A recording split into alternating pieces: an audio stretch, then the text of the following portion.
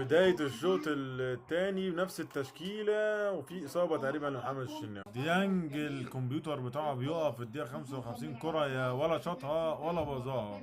سموحة بينزل الشوط الثاني ضاغط لغاية الدقيقة 65.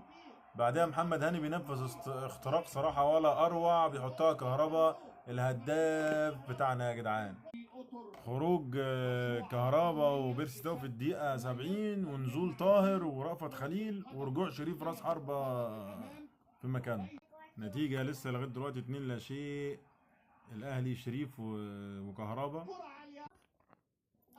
خروج سولية ونزول قندوسي في تغيير في الدقيقة 80.